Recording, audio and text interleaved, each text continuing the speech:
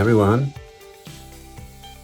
So we're going to do a brief conversation about strength and stillness and how in these times and in all times we can dig deep to nourish what is good in us and our resource, and how we can also be still in the movement and dynamism of the world. So I'm doing this because in my book that I wrote, Pukka Life, there is a chapter in here, chapter 5, called Strength and Stillness. And I thought it might be nice to just go through a few of the tips in there, see what we come up with. Talk a bit about Ayurveda, a bit about routine, and also about some herbs and how we can include them. There's a rather nice quote at the beginning from Hazrat Inayat Khan, who big influence in the Sufi movement. Peace comes when self is in harmony with the rhythm of the heart. This is accomplished in silent meditation by entering into the life stream in the heart. It's rather beautiful, isn't it? Well, if you did the meditation that I gave earlier, you'll know all about that. But this idea of entering into the life stream of the heart, for me, is really about fitting into the routine and rhythms of life. How can we get into the slipstream where we feel at our best? What things can we do repeatedly throughout the day that either bring us back to our centre or help us enhance and spread outwards from that centre? And the secret for that is really just creating a plan and a map and sticking to it as best you can. I'm sure quite a few of you know a bit about Ayurveda, and Ayurveda is full of hundreds of rules. It's like almost stressful, and it's difficult to keep to them all, just being personal about it. But one of the first things one of my teachers taught me is that the first rule in Ayurveda is that there are no rules, because there are all these rules and guidances there, but they're really to help inform who is having how much of what and when. That's the main rule. Who is having how much quantity of what, herb, food, experiences, and when. At what age are they having it? What time of year are they having it? What time of day are they having it? So, yeah, it's really crucial to obviously know who you are. And in Ayurveda, that is defined as your constitution, the Vata, Pitta, Kapha, and various combinations thereof. And how much is all dependent on what you can digest and absorb. We all know some people that seem to be able to demolish huge piles of food and seem to be totally fine with their digestion and everything. And some people can't take quite so much. So it's all about relevance, how much physical activity you're doing, what is the time of year. We're normally hungrier in the winter when we're generating more metabolic heat, maybe doing a bit more manual labour. In the summer, it's a bit lighter. And then stages of life, teenagers famous for being able to eat so much food. As we get older, we don't need to eat so much. Like that. So who's having how much of what and when? So that's first rule. Stick to that. And keep flexible. Because who's going to do the same thing every day? It's not good for you to do that anyway. You want to vary it a bit. But I think the point of having a routine is like a point to return to. It's it's like a friendly space. It's like your favourite armchair, your sofa, or your bedroom, somewhere you always go to. And with a routine, it's laying out your intention. So it's like you've got this idea of how you'd like to be and how you'd like to feel. Write it out. Take that unmanifest idea, that ethereal dream, and put it down onto something literal. It's a bit of paper. And, we all naturally have a routine anyway because of the nature of work and school and our life. But, building a routine that's really good for you. And in Ayurveda, there's something called dinacharya, which is your daily activities. And it starts in the morning. First thing, as appropriate when you want to get up. There's quite a few rules in yoga between getting up between 4 and 6 and all this sort of stuff. But, whatever fits your routine and is relevant. Obviously, in the summer, getting up with the dawn is a beautiful thing. And you then go to the bathroom, do your ablutions, have a wash and freshen up, warm water wash, and then go and get a hot cup of tea. And personally, I always get a cup of 3 ginger. I love ginger in the morning. Ayurveda recommends that in the morning you have spicier drinks because the morning is seen as a more kapha, sluggish, sleepy time in a way, just waking up. And so you want to oppose those qualities of stillness and sluggishness. And something like ginger, or cinnamon, or green tea, really stimulates the system and gets it going. So have a warm cup of tea, and that cleanses your digestive system. A bit like when you pour hot water on a plate that's covered in grease. If it's cold water, the grease just sticks. If it's hot water, the grease will come off. And it's the sort of that analogy is used in Ayurveda, that you're cleansing your internal digestive tract. And also, another rule, another little saying in Ayurveda is like increases like. So like increases like. That means that when you have something warm added on top of something that is warm, you get extra heat. So we have our digestive fire in our tummy. That will get enhanced through drinking ginger tea, for example, or cinnamon tea. So we're going to increase the digestive fire, and then we're going to head off to our yoga room, and we're going to bust a few moves. It doesn't have to be yoga if it's not your cup of tea, but do some rhythmical movement that tunes you in to your body and to your breath. That's also essential. And so in yoga, you do some asana, you do some postures, and, it's nice to have a little routine, whatever is appropriate. I'm not going to go into that now. But then pranayama. Do some pranayama. Because A, it makes you feel really good. B, it cleanses out lots of sluggishness. And C, it's free energy. It's like you totally get to rejuvenate yourself for free. So learn a couple of yoga practices. And in this chapter, I've mentioned a few breathing practices somewhere.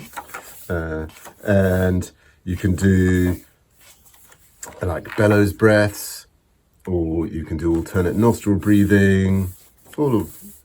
Any of those are good.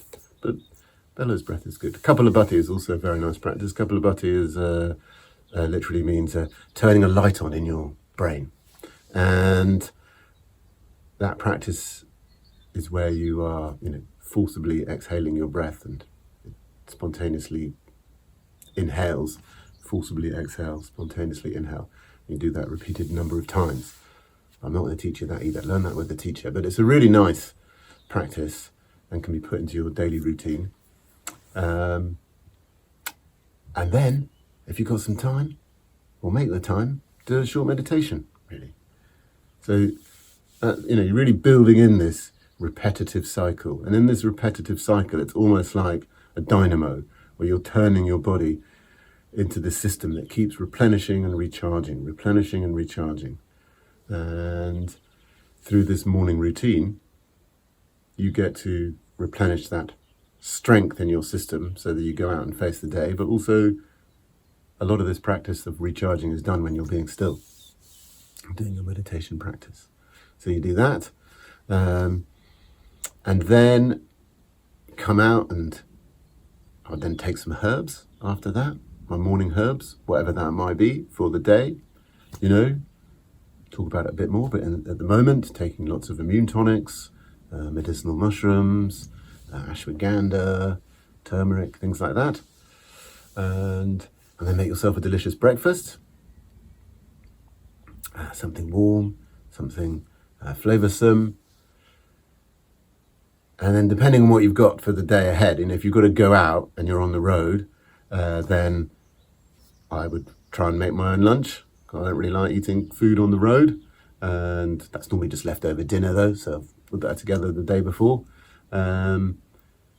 So the idea is at the beginning of the day is like super nourishment. You really build up your strength and care, as if you can do it, and then you can intersperse the rest of the day with those other good moments. So you repeat that pattern of, cups of tea, middle of the morning, after lunch, middle of the afternoon, end of the day, nourishing food.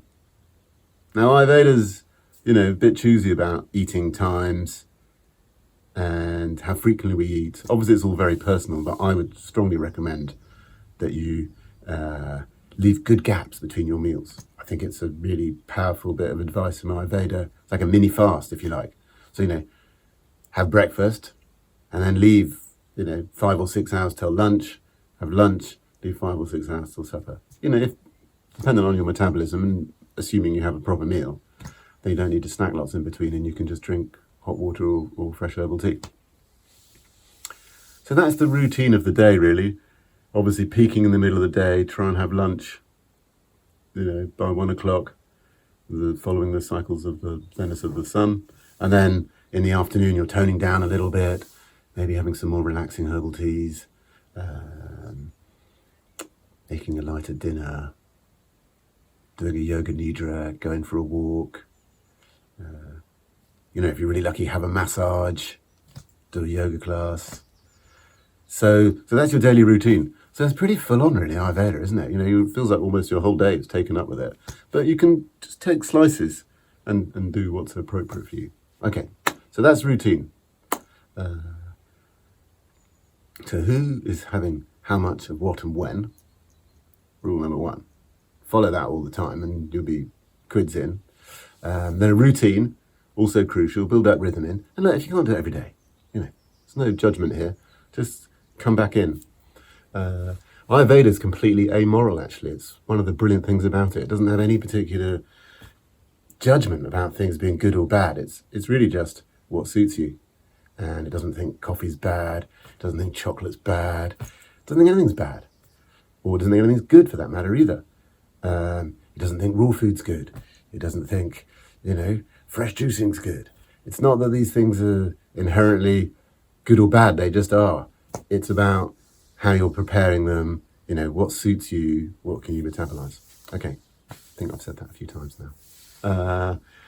So a few other things that are relevant in Ayurveda I thought would be interesting to talk about in terms of how do we get this strength and stillness. I'm sure lots of you, you've heard of Vata, Pitta, Kapha, the 3 doshas in Ayurveda. I thought it would be interesting to talk about some other aspects of Ayurveda, which are Prana, Agni and Ojas. And Prana is the life force and that energetic emanation from nature that keeps life alive, pulsating and well. Agni is the digestive fire and the energy that transforms and metabolizes all of life.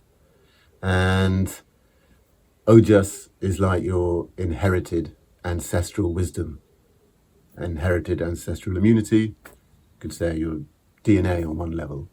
And it's like your reserved bank balance that has got your energy in for the future of your life. And we can top this up or spend it down depending on what goes on. So I thought it'd be interesting to talk about a few practices and herbs that would be good for those things. So Prana. So Prana is responsible for protecting us. It's almost like it has a protective force field. It is responsible for keeping us warm and metabolizing what we've got going on in our system. It's responsible for holding things in place, holding our muscles and organs in place. And it's responsible for our life and for our breath. And so we've talked a bit about pranayama. Obviously, that's one of the best ways to improve prana in your life. And we talked a bit about eating, fresh food that's freshly cooked with lots of digestive spices like cumin, coriander, fennel, ginger, cinnamon, oregano, thyme.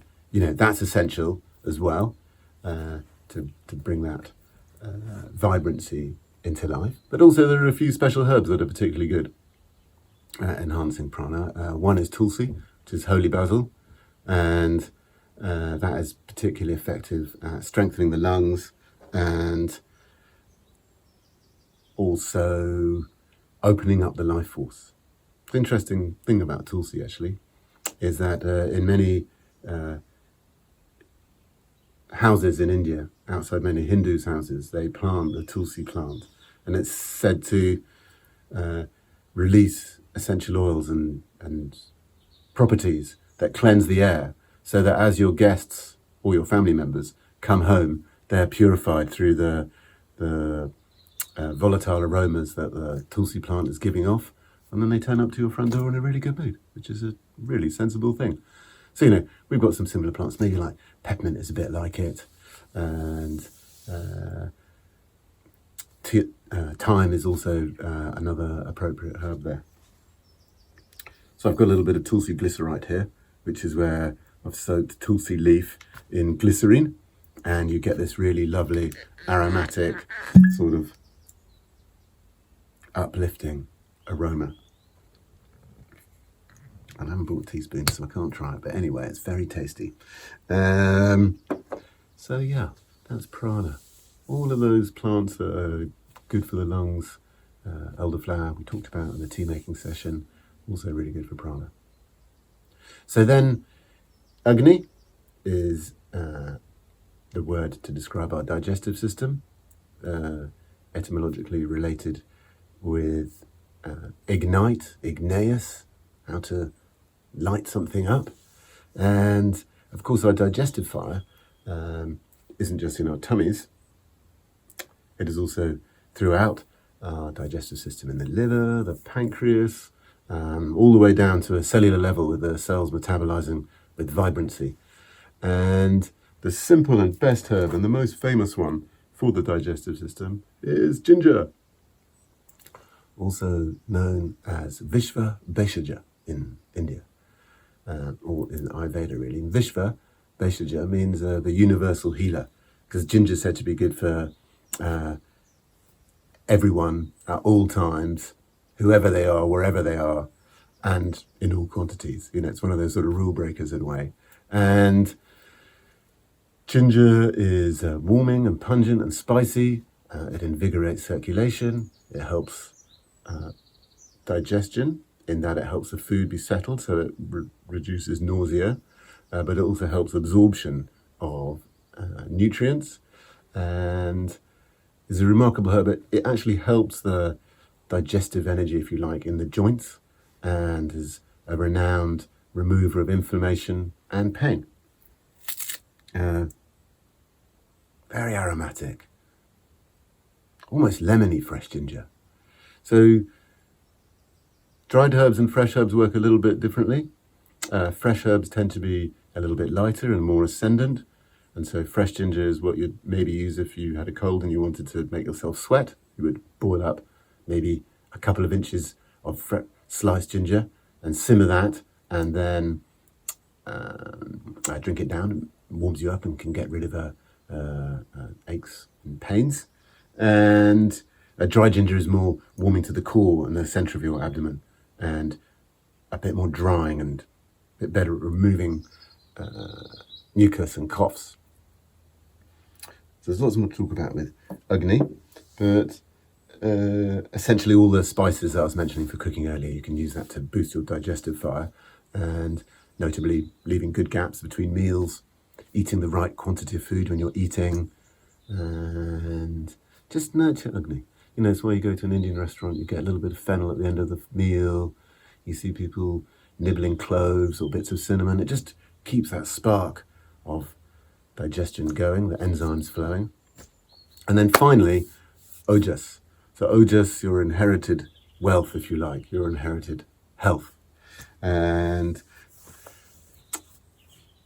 we need to top that up, basically. You can't just spend your bank balance down or you just get into trouble. We need to top that up, although that can be quite hard. Routine is one of the best ways of doing that. Meditation is one of the best ways. Massage, being in love, having loving relationships. These are all ways to build ojas. Spending time in nature, of course, helps us feel connected and part of a bigger whole. Thinking about the number of stars in our solar system, the number of galaxies in the world, these sorts of things that are mind expanding, they can help build our sense of ojas. But along with that, you get certain herbs. And one of my favourite herbs of this is ashwagandha. It is a root that grows often in quite dry, arid parts of the world. It grows in India and Africa. And its name, ashwagandha, means the plant that gives you the essence of a stallion. Now, isn't that cool? You know, the beautiful, shimmering, strong, gorgeous stallion. Their elegance, their poise, their strength. It's known as an adaptogen, and it's got quite a few compounds that help you adapt to stress, i.e. Managing cortisol levels. So it helps you put up with more stress in a better way for longer. So it helps your capacity and your endurance. So it's a great herb that, men and women. I would usually take 1 or 2 grams a day as a capsule. At Pukka, it's on company issue to everybody. It's a really brilliant herb for keeping you strong, but keeping you grounded and dynamic. Its Latin name is Withania somnifera, so its somniferous property helps you sleep as well, and it is just one of nature's greatest gifts to us, really. It's the perfect herb for the 21st century because the levels of communication, a sensory bombardment, some of the pressures we can observe in the world, ashwagandha helps you adapt to those more effectively. With all sorts of clinical trials, like amazing clinical trials showing how ashwagandha improves your mood, improves your energy, stamina, it's good for your sex drive, it's good for all aspects of life, basically. So it's a brilliant herb, worth exploring and seeing if it's appropriate. Basically because it works through your endocrine system. It helps your hormonal system communicate from your brain, through your thyroid, through your pancreas, through your kidneys, adrenal system. Helps you really understand how to communicate internally. So ojas, there's many other herbs we could talk about with ojas. There's a licorice, which is very sweet and a strong tonic, slightly steroidal, good for the adrenals, mildly antiviral, and the sweetness is very nourishing and building, and it's slightly unctuous. I haven't mentioned that word. It's sort of a favourite Ayurvedic word for plants like asparagus is unctuous, or marshmallow, things that are slightly silky, and licorice is certainly one of those. Another great ojasic herb is this beauty. This is a reishi mushroom, fruiting body of Ganoderma lucidum, and known as lingzi in Chinese. Lingzi was known as the mushroom of immortality, and they're becoming very popular mushrooms as the world wakes up to an understanding of our relationship with the mycelial world, and that the fruiting bodies of mushrooms have got compounds in them, these beta-glucans, sort of long-chain polysaccharide compounds that help to train our immune system. That is the beauty of it.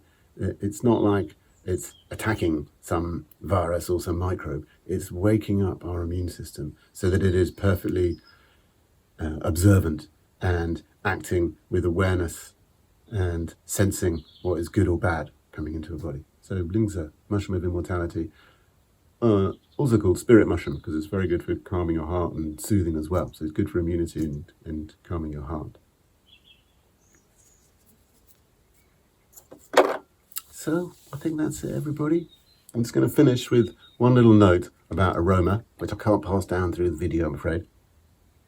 But in terms of strength and stillness, something I love to do, as I always love to carry around a little bottle of essential oils. This is lavender, but often I'd carry rosemary or lavender or tulsi. and smell them to A, keep you grounded, B, to enjoy a delicious smell. But herbs like rosemary and lavender have been shown to enhance memory, enhance feelings of safety, enhance feelings of presence. So they're little tips on the strength and stillness journey. You've got your routine, you've got your digestion, you've got your food, you've got your cups of herbal tea, and then you've got some of your super tonic herbs to help with this prana, agni and ojas. Basically your tulsi, ginger, ashwagandha should become some of your best friends. So I hope you've enjoyed that, everyone. So much to talk about in the world of herbs, but hopefully that's a little starter. All right, take care. Thanks. Bye.